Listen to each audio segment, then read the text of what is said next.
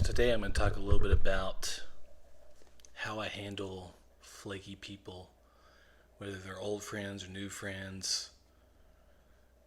And the older I get, the more I realize the value of consistent people, friends, family members, loved ones, and even future friends. As a good friend and partner, you back what you say, you're consistent, you don't consistently let people down. And I think this includes things like providing clear answers when people try to make plans, being there and present in those plans, not backing out often, not being on your phone the whole time you're at lunch, and just being present and stopping to truly engage and live in the moment. And you go in a restaurant these days and you look around and there's couples that have been married for years or freshly married, or even people in their 20s that are in new relationships, and you go in there and they're supposed to be on the date and they're sitting around playing on their phone and not engaging with each other.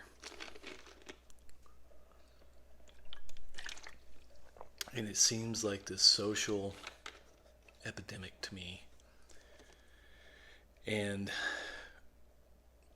I think the most important thing about trying not to be flaky as a person, as a friend, and I'm sure I fall in that category sometimes, especially as a family member, because I'm not always the most connected there. I'm in my own world, but if I say I'm going to do something, I'm going to do it, and I'm not going to back out of it. I'm going to be a man of my word. But I think not being flaky is respectful of other people's time. And a good friend will listen well, they'll be empathetic, they'll consistently be there for you. If you need them 50 times over the course of 3 years, I bet 48 they're going to be there for you. And there's always those exceptions. And sometimes being a good friend is being less rigid in your own personal schedule and being willing to give some of yourself and your time to others. And I think that's what is important as you look for friends and look for new friends, and figure out who is going to be in your permanent circle that you let in. There's a saying about being the average of the 5 people that you spend the most time with. So who are those people going to be? And I guess back to the relationship side of this, and I'm always hesitant to go there because I'm divorced. I was married for 7.5 years and got divorced almost 7 years ago, and then went into a long-term relationship for 5 years, which we never got married or anything. And for the most part, that relationship was all around good, but it just wasn't headed where I needed it to head. And so, at times I've been hesitant to speak about this. But what I did learn from those relationships was a lot of things to not do. And I look back on it. I could look back on that as failures on both of those, but I see it now as more of I learned from my mistakes. I think others did too, and it was a learning opportunity and a growth opportunity. And if I was meant to be in either one of those relationships, I still would be, and those decisions wouldn't have been made. So, being flaky as a partner or a spouse or a husband, girlfriend, a longtime lover, and telling somebody that you're going to do something, knowing that you have no intention of doing it anytime soon, that makes you a liar. And I guess an example being, I hear multiple stories of partners, and specifically, I don't want to beat up on men because we catch a lot of shit already the way it is. But there's a light bulb above your shower that is out and needs to be replaced. The husband knows there's another one in the restroom, so it's not dark in there. But the wife or spouse or partner is on, let's call him a complacent husband, and he keeps saying he's going to do it. 2 weeks go by, he doesn't do it. And then finally, non-complacent wife or ambitious wife gets a ladder. She goes to the place where you buy bulbs, and she gets the bulb and she climbs the ladder and replaces it herself. But my experience there is there's nothing that kills a relationship flame in romance and a guy's chance of being intimate around that time frame, which men really crave and so do women, but men seem to thrive off of it. But men who want to be flaky and go 2 or 3 weeks or 2 or 3 months or years without doing something simple like that, taking the 15 minutes it takes to go in the store and get the bulb and the 2 minutes it takes to change it, they're not really putting in the work for that relationship. And it just seems detrimental. And I've done those things in the past before. There's other kind of flakiness too. You can be flaky with yourself. And that same example I can apply to myself, knowing something needs fixed in my house. Just me and the kids. They're not old enough to fix what needs to be fixed. And there's been things in the house where I'll walk by it for 3 weeks straight and I'm like, damn, that's really bothering me. I know I need to go to the store, Home Depot or Lowe's or Walmart, and get what I need to fix it. But I'm like, oh, I'll do it. I have other priorities. But that's not having self-discipline. That's being flaky with yourself.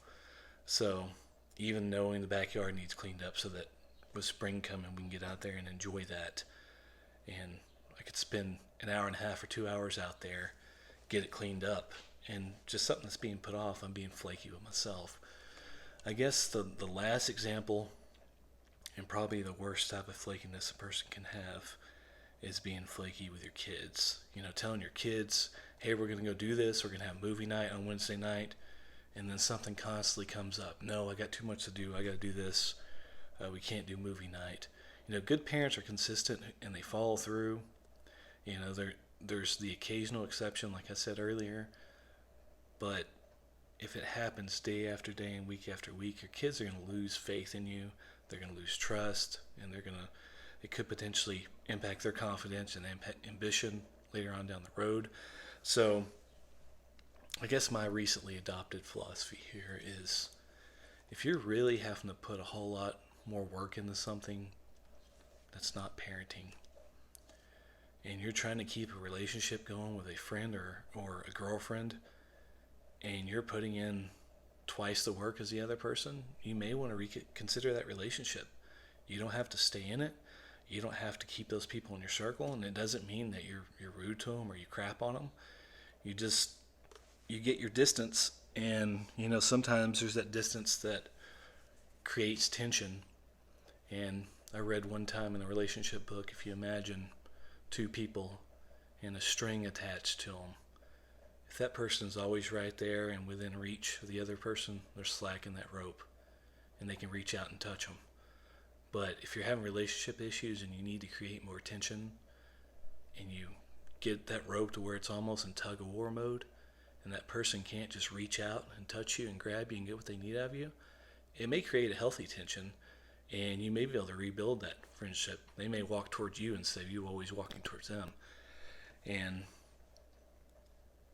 I think trying to not have your feelings hurt when you're around a whole lot of people that end up being flaky. Everybody's flaky every now and then. It's just part of human nature, and we have other priorities that come up that do go above being a friend or even a son at times. But I think trying to not get your feelings hurt, which is hard sometimes, and just trying to become indifferent towards that person and not let that flakiness drive you nuts, at least for the time being, until they put out more effort. And I've found that with a lot of relationships, that gap, pulling that rope that's tied to both of you tight, will usually pull one of you in, usually the other person, because you've already been there. At some point, it's their turn to put in the effort. So that's my little spill on flakiness. I've been thinking about it a lot lately, and I've had some guilt there too. I'm not always the best son, and there's not always a great excuse for why I'm not more present and around my family. I could say, hey, I'm a single parent, I have all this stuff going on, or yeah, my family's an hour and a half, 2 hours away. That's a hurdle, but there's really no good excuse for any of that. And I'm the same way as a friend. Sometimes I get in my own little world, and I may not reply to your text quickly. And I'm not saying to guess I got to correct some of this. I'm not saying to always be available to people, because it's great to disconnect and turn that phone off for entire weekends at times, or at least part of it, or to go hiking and lose signal. It's great to disconnect. I'm not saying don't.